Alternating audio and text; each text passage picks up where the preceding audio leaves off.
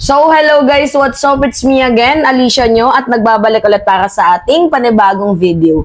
So, mga minamahal, I doubt na baka pagdating ng panahon, kung sakali na makabalik sa pwesto, itong mga Duterte, I feel na papahukayin talaga nila itong si former Ferdinand Marcos Edralin Sr.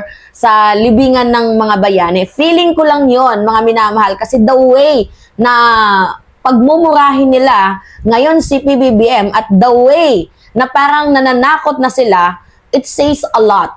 For example, katulad nito mga minamahal, ang sabi ni Baste Duterte, yan. Okay? Nagagets ninyo mga minamahal? Yan. Yung tatay mo, pinalibing ng tatay ko. Pero yung tatay ko, pinakulong mo, PI ka. Actually, mga minamahal, pinalibing si PBBM, ni former President Duterte, nang dahil din naman yan sa batas. Diba? Unang-una, dating sundalo, si former President Marcos Edralin Sr. Pangalawa, naging presidente ng bansang Pilipinas, si dating Pangulong Marcos. So, may reason. Pasok sa qualification.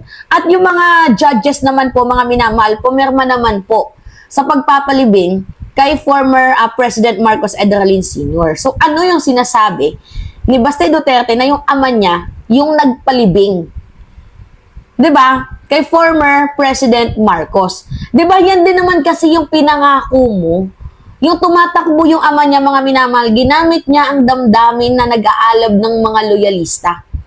Ang sabi ni former President Duterte, pag ako manalo, ipapalibing ko yang si former President Edralin Marcos Sr. Diba? So, doon pa lang nakakup up ka na agad ng boto sa mga loyalista. Diba? Tapos gusto mo, nabigyan kayo ng brand na kami yung nagpalibing, kayo yung nagpalibing sa ama ni PBBM na in the first place, ang nagpalibing doon yung batas. Kasi hindi ka naman pwedeng ilibing sa libingan ng mga bayani kung hindi ka sundalo.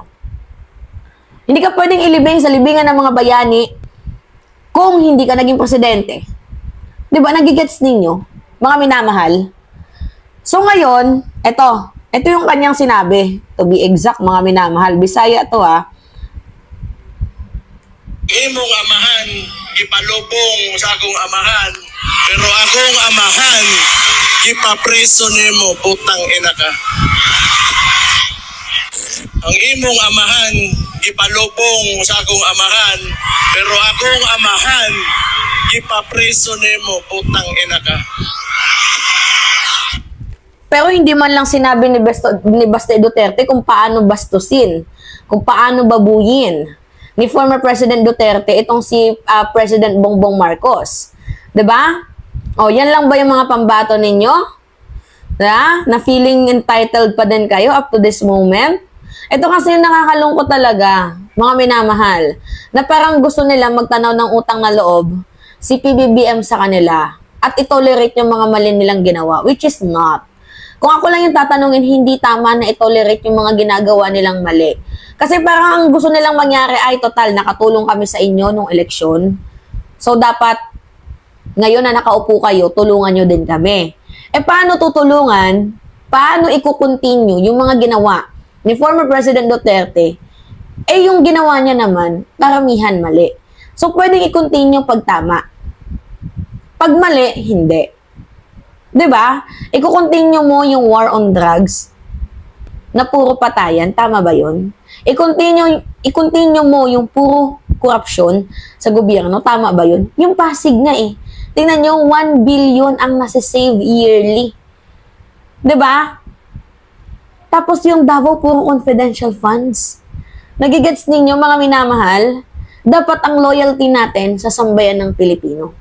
Hindi yung loyalty sa isang politiko. Kaya sa mga nakikinig dyan, stop being fanatic sa iilang mga politician. Kasi yung politiko, come and go lang yan Papasok, aalis. Papasok, aalis. Walang permanente sa posisyon. Kaya yung sinasabi ko sa inyo, mga minamahal, reflection to sa mga Duterte na hindi di porket sila yung nakaupo. 'Di ba? May kakaya na silang gawin lahat ng mga bagay-bagay. Nagigets ninyo yung punto? De porket kayo yung nasa posisyon, kala ninyo, hindi na kayo maalis dyan or feeling superior na kayo. Wala God works in a mysterious way. Hindi nanalo si Leni pero si PBBM din pala ang makakapagpadala kay former President Duterte sa ICC doon sa The Hague because in accordance to the law. Nang dahil po yan sa batas, hindi po dinala yung taong yan dahil sa trip lang ng administrasyon. Actually, sa totoo nga naman, tama nga naman yung sinabi ni Tunying. Di ba, paano mo nga naman talaga tutulungan ng isang tao na walang ibang ginawa sa'yo kundi paninira? Nagigets ninyo, mga minamahal, paano tutulungan itong si former President Duterte kung wala silang ibang ginawa kundi paninira? Di ba? Imagine nyo na lang yan, mga minamahal, yung ikaw, gusto mo ng reconciliation, pero ang ginagawa nila, puro pa nga atake. So, sinong gaganahan tumulong sa inyo yan? Pero, mga minamahal, sa kabilang banda, yung ginawa ni President Bongbong Marcos, tama lang naman. Kasi may mga reason naman umamin, may admission si Digong, na siya, pumatay siya, totoo yung Davao Death Squad, ang dami niyang admission. Diba? Sa sobrang daming admission, ni former President Duterte, nagkumpuni na yung mga ebidensya na yan. Nung na-fulfill lahat ng ebidensya na yan, ayun, suwak, sa banga. Nandoon na sa ICC, itong si former President Duterte. Diba? Hindi kasi, kasi yung mindset ng mga DDS, dapat yung mga dayuhan hindi nang hihimasok sa bansang Pilipinas. Ngayon, pag-usapan natin yung West Philippine Sea. Diba yung ginagawa ng Checo, tahimik kayo. Yung ginagawang harassment ng Checo, tahimik kayo. Di ba panghimasok din yung ginagawa ng Checo sa bansang Pilipinas? Bakit tahimik kayo? Ano yung punto dito? Di ba? Ano yung pinupoint out ninyo? Na dapat yung mga dayon hindi nanghihimasok sa bansang Pilipinas, pero tahimik kayo sa issue ng West Philippine Sea. Ano yun? Di ba? Malaking kahiyan talagang itong ginagawa ng mga Duterte. Di ba? Nakakaloka. Tapos ngayon, magmumura ka. Ngayon, paano ka patutulungan ng presidente niyan? Imbis na, wala naman kasing wala namang mawawala kung magpapakumbaba ka. Diba? Kung magpapakumbaba ka, walang mawawala. Ang problema kasi dito, mga minamahal, hindi na nga lang nila i-admit na mali sila. Masyado pa silang ma-pride. So ngayon, sige, mataas yung pride nyo, ngayon, yung ama mo napadala doon. May kakayahan naman talaga, mga minamahal, na pigilan ni PBBM yung ICC na yan kung susumatotalin. Kaya nga lang, mas pinairal ni President Bongbong Marcos yung justice system sa bansang Pilipinas. Yung hustisya, hindi yung tinutukoy natin dito na ang maglilitis yung korte natin kasi may mga nababayaran doon sa ibang bansa, much better para fair ang treatment.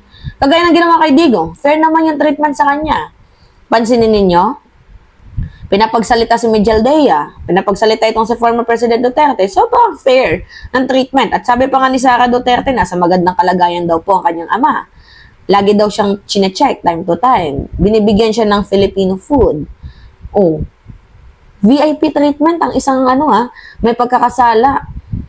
Crimes against humanity yung kasalanan nito, pero VIP yung treatment. Diba? Nakakaloka. Alright. FYI hindi di porket kaya mong magmura, ay gagawin mo na. Diba? Kasi pinagmumukha mo lang basura ka.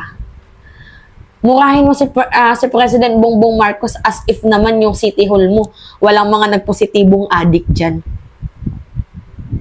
Nakakaloka. Kaya tama lang sinabi ni Katunying. Katunying.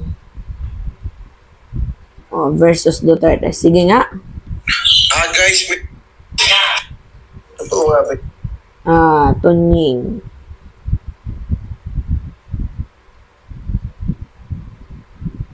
Duterte. Pinakita ko na yun sa inyo. Nawala na dito yung video, mga minamahal. Diba na itong si Katunying, sinupalpal po. Ito. Hindi naman talagang pigilin ng Pangulo yan Yung arrest warrant na yan, ICC man yan o Interpol. Kaya lang, meron ka ba naman kang konsolasyon na pigilin yung arrest warrant, walang lubay ang mga Duterte, katitira sa'yo. Isa pa yun. Ba't ka naman gagawa ng mabuti sa isang taong araw-araw ay tinatawag kang banga, adik, diktador. Tapos pagpaplanuhan ka pa ipapatay. Paplanuhan ipapatay, tapos ipagtatanggol mo ba yun? Parang tama ko ba siya? Iba rin talaga pag may kausap kayo ibang tao. Yan din naman yung binabanggit natin nung nakaraan na parang nag-i-extend ka ng reconciliation, helping hand. Iniaabot mo, pero inaabot mo yung kamay, tinataga yung kamay mo. Na sinasabing pangag ka. Ba't mo kami abot yun? Pangag ka. Adik ka. Ngiwi ka. Paano nga naman mangyayari? Umaasa ka sa kapwa mo na mabuti ang gagawin sa'yo, pero ginagawan mo naman siya ng masama araw-araw. Yun ang sinasabi natin. Diba? Baka mamaya magalit kayo kay Katon Ying. Katon Ying nagbibigay lang ng kanyang sariling komento. Diba? Alright, mga minamahal, yun po.